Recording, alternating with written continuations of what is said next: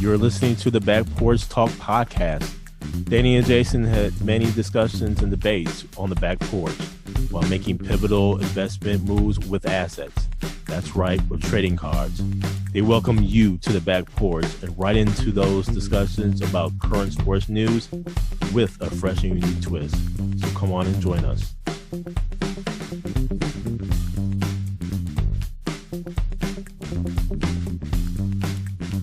Welcome to the Back Porch Talk podcast. I'm your co-host, Jason. Your co-host, Danny. The fans, we have a loaded show for you. NFL, baseball, we have a World Series locked in. WNBA, what a game.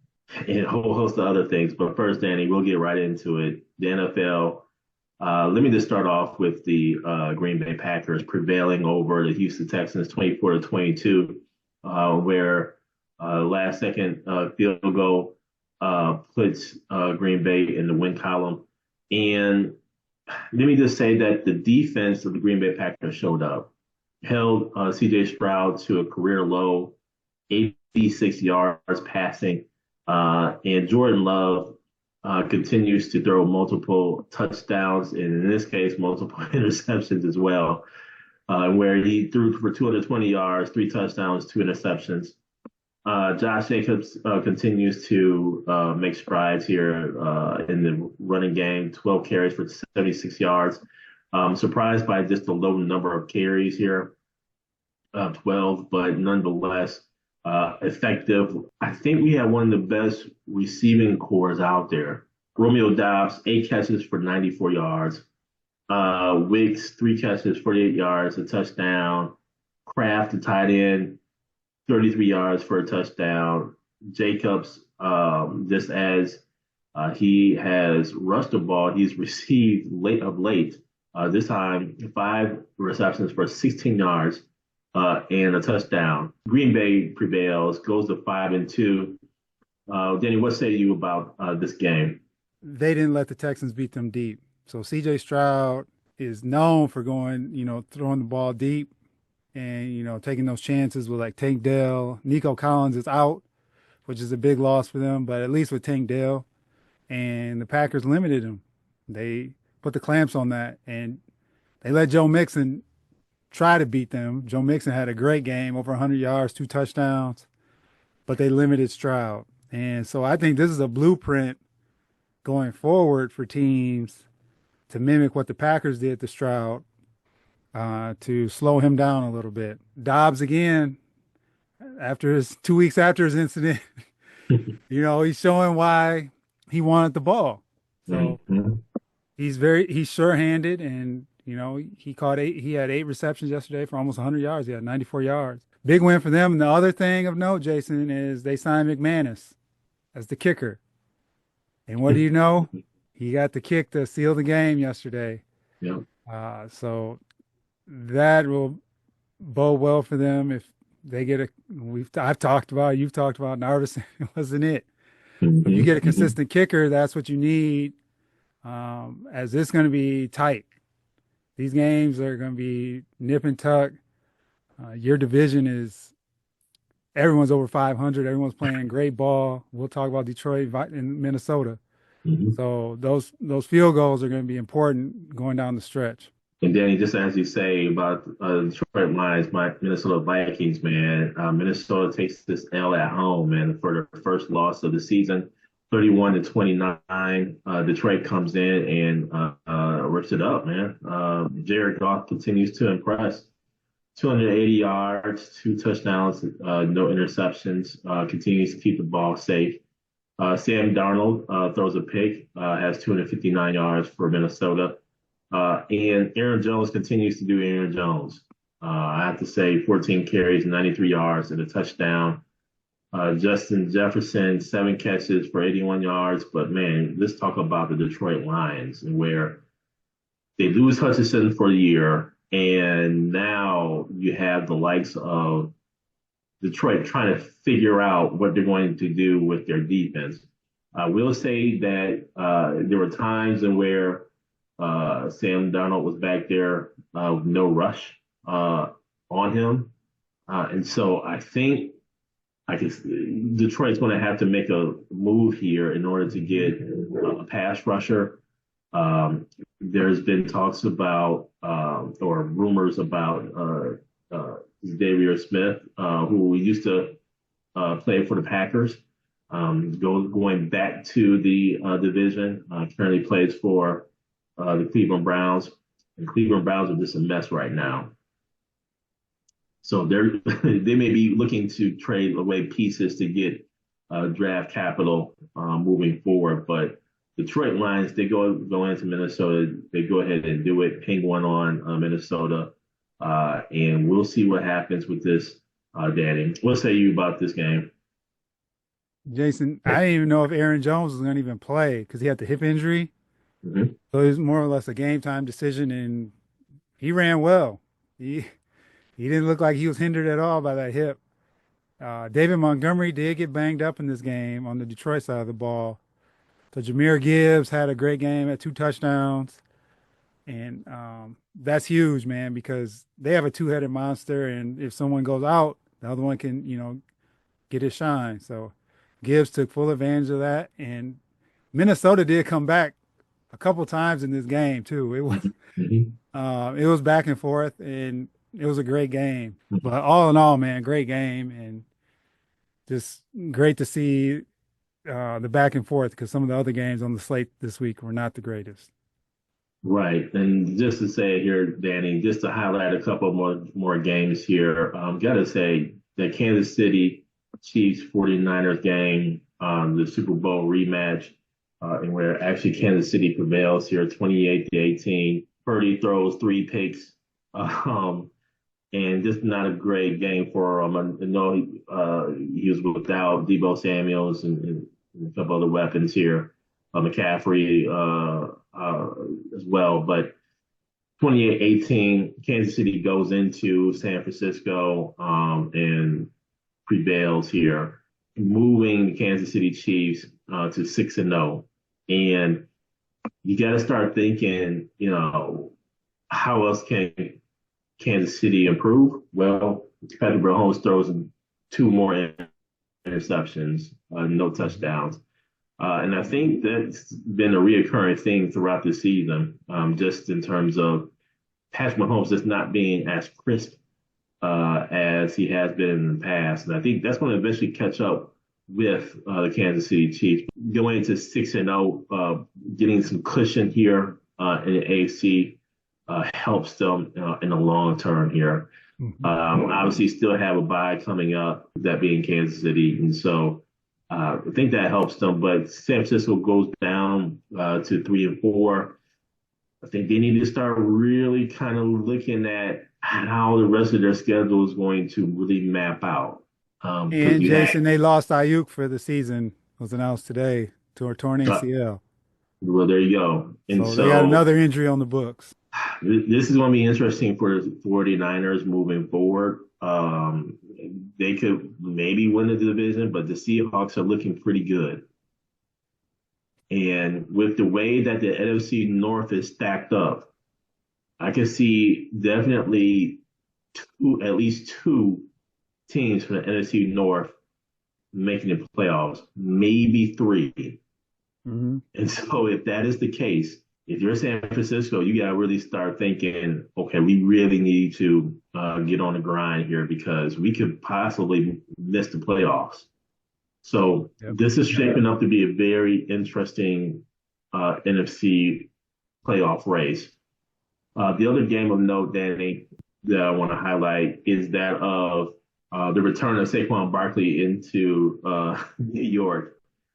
Just real quickly, I mean, Saquon, 17 carries for 176 yards and a touchdown, uh, proving that he should not have been traded. He didn't want to be traded. He goes to a divisional rival, comes back into the Giants' house, and beats up on the Giants 28-3. Not much more to say about this other than the Eagles go to 4-2. The other thing here, Danny, the Jets Steelers, even with the addition of Devontae Adams, didn't matter. Steelers puts a whipping on the Jets 37-15 in Sunday Night Football. And man, it just looked terrible, man. I think the defense needs a little work here, a little fine tuning. You have a new coach who was coaching defense, now have duties of both a head coach and a defensive coordinator. That's a whole lot happening. Aaron Rodgers throws for 276 yards, one touchdown, but two picks. Devontae Adams in his Jets debut, three receptions for 30 yards. Brees Hall continues to impress, six receptions for 103 yards, 12 carries for 38 yards and a touchdown. I think the Jets just need to figure out who they are from an offense standpoint. Yeah. Opponent, they play the Patriots, but they can fine tune themselves here against the Patriots, and hopefully ends that 4-game losing streak. But they need to fine tune pretty quickly because they play the Houston Texans that following week. So the Jets got a lot of work. They got a lot of work to do, Danny. Tell you about the NFL weekend.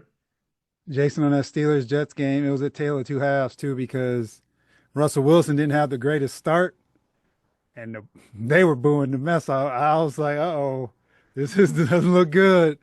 And then he hit that pass to Pickens, or Pickens made a heck of a catch. It was a deep ball, and that kind of turned things around for the Steelers because the Jets actually were moving the ball on their defense, and then the Steelers had two picks. One, Wilson hit him like right in the chest, and that's not on Aaron Rodgers, that's on Wilson. But yeah, and then the Steelers just took over and shut down the Jets. So yeah, the Jets, they did sign Hassan Reddick now. He ended his holdout yesterday. So they don't have much time. So they better make sure they take care of business.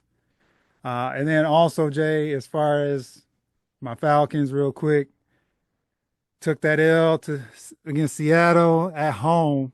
Geno Smith picked us apart. DK Metcalf was doing his thing. He had, 99 yards, I believe, or 90 plus yards. Kirk Cousins didn't have his best game. He had a couple picks. He fumbled, which one was returned for a touchdown. And they just looked sluggish. Bijan had a great game. He had over 100 yards, had a touchdown. And Pitts had a decent game, 7 catches for 65, but they just didn't, they looked out of sorts. So you just don't know what was going on because that was a huge game for them to lose. Like we talked about with the NFC North in that division, you can't be losing games at home. And the Seattle just came off 2 bad losses. So it was like, that's the game you got to get. But they didn't get it. So on to next week where we play Tampa Bay. So that's a huge game, and you don't want to fall to 4-4. And now, Danny, on to the WNBA, where the New York Liberty wins Game 5 in overtime. And this was an excellent game, not without controversy. There was a little controversy here at the end of the fourth quarter, about 5 seconds left, and where actually Breanna Stewart was fouled. They were down by 2 at that point in time. She had just missed 2 free throws, but upon this foul, she goes back to the free throw line and sinks in 2 free throws to send the game into overtime. And basically, the New York Liberty prevails. They win their first franchise title. They did it in New York. A ruckus of a crowd, man. This was a lively crowd. This was a great, great game. And some of the controversy is that of the foul, and really just the calls throughout the course of the game. There was a disparity in the free throws. But I will just say this, man. The MVP of the series, Jonquel Jones, had an amazing game. And it was a period in there where I was just yelling at the screen, telling the screen, listen, just throw it down to her. They can't stop her in the post. Just keep throwing it down to her because there was a period where New York just could not score. And Yes. I'm like, what are y'all doing? Why don't y'all just throw it down to Jonquel Jones? I mean, Yep. she's 7 for 7 from the free throw line. She went 7 for 7 from the free throw line, shot 50% from the field. I mean, she was dominating, man, down low. I get it. You being upset, obviously not winning. Yes, the disparity in the free throw line, but at the same token, New York was going down low quite a bit. Now, Collier from Minnesota, she did her thing too, man. Oh, yes, She she had did. 11 for 23 from the field, 22 points. And I mean, there were a few times she got fouled. I think everybody got fouled. This was one of those games where, I mean, no blood, no foul. Yep. I mean, this was for the title. This is one of those where this is like street ball.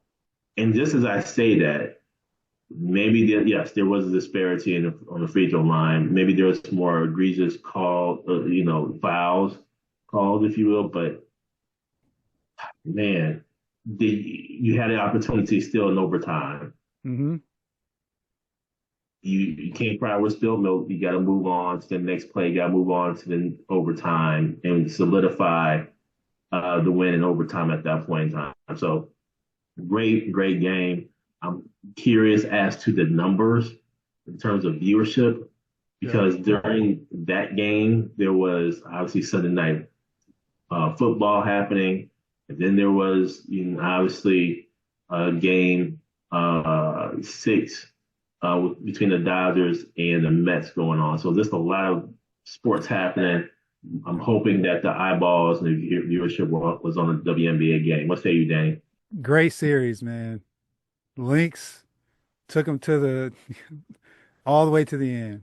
You couldn't ask for a better series. Every game went down to the end. There's only one game that was like a blowout, if you want to call that game two. Other than that, every game was down to the last shot or last couple possessions. And last night was no different. It was I thought it was some home cooking on that on that last foul with Stewart. And the way she shot those free throws, the ones she missed, I didn't see that the way she drained both of those free throws because she looked like she was nervous. And I don't, I'm not, saying anything against that because that's a big pressure moment. And, sometimes that happens. But she nailed both those free throws. The Lynx, I think they do have a gripe, but at the same token, like you mentioned, man, it's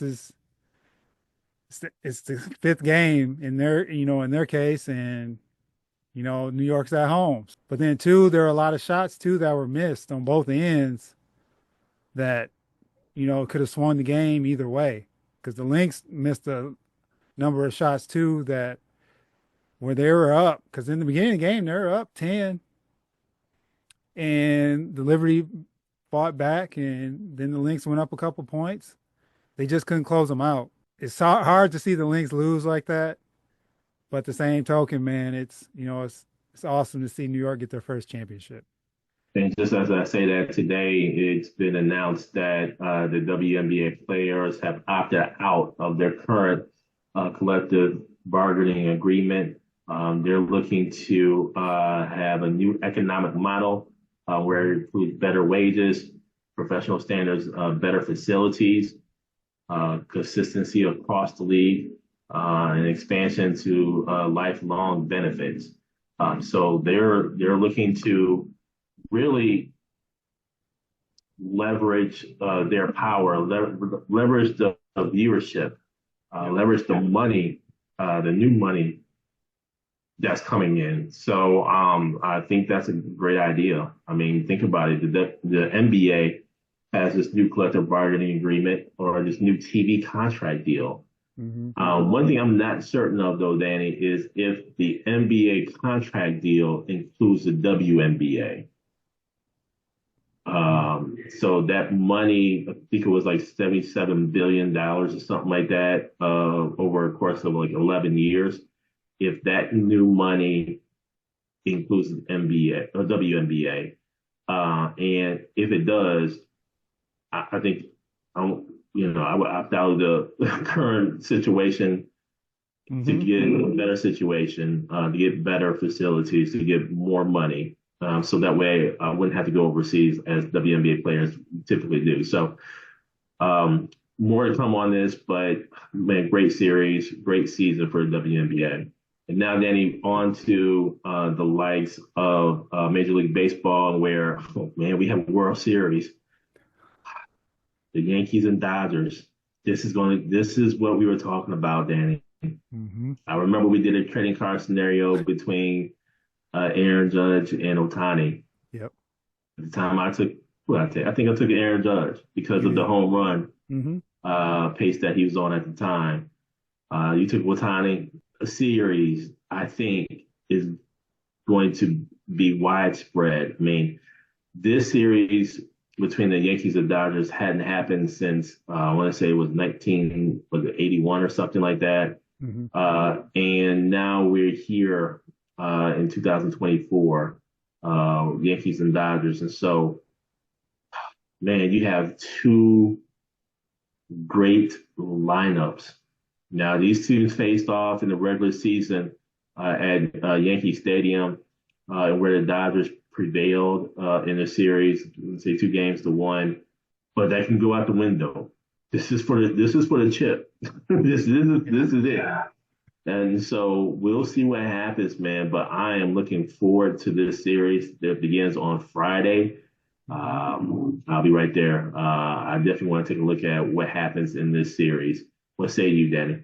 When you see the two powerhouses face off against each other and the talent that's going to be in the building, it's exciting, man. I think the pitching and the pitching matchups is going to be key because these offenses are top notch.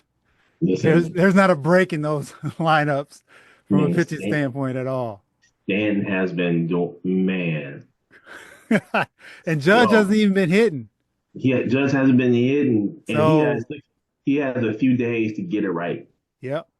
You So if he know, gets it going and they can get it together, but if you look at the Dodgers and what they did to the Mets, they put on an offensive display. Edmund and all those dudes, man, there's no joke. There's no joke in that lineup. Put it like that. So it's exciting. It's global, hmm and with Otani being there and the reach, hmm this is huge for the MLB. This is what MLB wanted. yeah, They yeah, need the eyeballs on the sport. big And this is the time, way to do it. and it looks like Garrett Cole is going to start off in Game 1 for the Yankees. Hmm. Man, he can pitch. I know. He can pitch, man. It hasn't been decided for the Dodgers as of yet, but man, this is going to be a great series, man. I'm just looking forward to just the mind games, just the matchups. I think what's going to really happen, boil down to the bullpen and Hmm. how both managers really handle the bullpen. I believe there's going to be one starter, a couple of starters that's going to get in trouble early on. Can they hold on? Would the manager need to go to the bullpen? So we'll see, man. But I'm just thinking, like I said, Judge hasn't been hitting. Giancarlo Stanton has been just killing the ball. Yeah. Man, And two, Jay, you gotta look at too. The Dodgers have traveled to New York now, so they know what that travel schedule looks like. They understand from a playing standpoint how that works. It's not going to be the first time when they're going cross country. That may be a detriment because they've done it mhm, already and they may be tired because they mhm, had to travel so much versus the Yankees didn't have to travel as much, during their playoff run. mhm. So I'm also curious to see how that element plays into this and how the players adjust and respond. And let me just say, Juan Soto is starting to come around too, man. I mean, he hit that 3-run shot in the 10th inning to send the Yankees into the World Series. Yes. So, man, I mean, the Yankees lineup is loaded. The Dodgers lineup is loaded. So, this is going to be a great series, man. I can't wait. One of our favorite sports, our first love of sports, is that of basketball. Mm-hmm. And here we are on the verge on the evening of the NBA season. And it all starts tomorrow night, Danny, with the Celtics raising the banner number 18. Mm-hmm. And this is going to be an interesting game against the Knicks, the new look Knicks. And I am intrigued by this game. The Knicks have done a lot during the offseason to compete against the Celtics. We're going to see that firsthand. Mm-hmm. The next night, you have later on that night, you have the Timberwolves and Lakers. You know, Timberwolves going to get that one, man. I don't see the Lakers. I know that's your squad, but I'm looking forward to the new look Timberwolves. I want to see what DiVincenzo looks like. I want to see what Randall looks like. I want to see kind of that whole cohesion of a unit. And so that's going to be interesting. The next night is that of Milwaukee Bucks and the 76ers. It's been announced that Middleton is going to be out. Still kind of dealing with the ankle surgeries on both ankles. And so we'll see what happens there, Danny. I just think that he needs to be in the lineup here quick, fast, in a hurry. Mm-hmm. I know it's an 82-game season, but I don't think we can afford to miss a whole lot of games and get a whole lot of L's in the Eastern Conference. Especially now you have a loaded 76ers. I just mentioned the Celtics, obviously defending. They have motivation all the way around. And then also you have that of the Knicks. That already puts you possibly in the fourth seed. I don't know if you want to go down any further. You got the Pacers coming up. I mean, you got Cleveland, you got Orlando. Yep. Eastern Conference is tough. What say you, Danny, about the NBA? Yeah, Jay, I'm just looking forward to it as well, man. Just see how these teams look. See if the Boston Celtics go on this Olympic hate run after this summer where Tatum didn't get to play much and Brown was left off the team. So I'm looking forward to that game. And like you said, with the Knicks, with Karl-Anthony Towns and Mikal Bridges on the squad now, it looks like a good game here. And then with the Lakers, Timberwolves, want to check it out. See, I like the Timberwolves and want to see the Lakers and see how they respond. So happy opening night, and we'll see what happens tomorrow night. And then lastly, Formula One was here in the United States in Austin. And so Charles Leclerc wins the Grand Prix. Ironically enough, it was just a whole lot happening in this race. Sir Lewis Hamilton ends up in the gravel early on in the race, bows out for the rest of the race. Lando Norris and Max Verstappen, they actually duel it out with Lando Norris ultimately taking the penalty that knocked him down here. A good race from the standpoint of Norris and Verstappen going at it, trying to get those remaining points and everything, and Verstappen trying to hold on to the championship. So this, again, is going to come down to the last race of the season. I just hope that Norris wins a couple more Grand Prix before the season ends. What say you, Danny, about Formula One? Yeah, it was sad to see Sir Lewis Hamilton go out as early as he did. I think it was like lap 5, if I'm not mistaken, somewhere in there. And for him not to be there, and then Verstappen and Norris going back and forth, like you said, where it was a 5.5-second penalty on Norris, and he couldn't make it up on the different side because he kept running, and Verstappen ended up overtaking him based on that penalty. So Leclerc looked good, man. He was racing strong, and no one was even close to him. I think he won by like 8 or 9 seconds. So it was a great race for Ferrari. Take that in Austin. I know Austin was popping this weekend for Formula One and the Georgia game this weekend as well, Georgia, Texas. So there's a lot going on there, a lot of stars, a lot of money flowing in the Austin area, if you want to say that. But great race, man. It's always awesome to see the races on home soil, and we got Vegas coming up later in the season. Thank you for joining us at That Porch Talk podcast. can also join us on Twitter by tweeting us at back_podcast. For more information, you can go to our website, which is backporchtalkpodcast.com. You can also email us at backporchtalkpodcast@gmail.com. Again, thank you for joining us, and remember that there's enough hate in the world, so go ahead and spread a little love.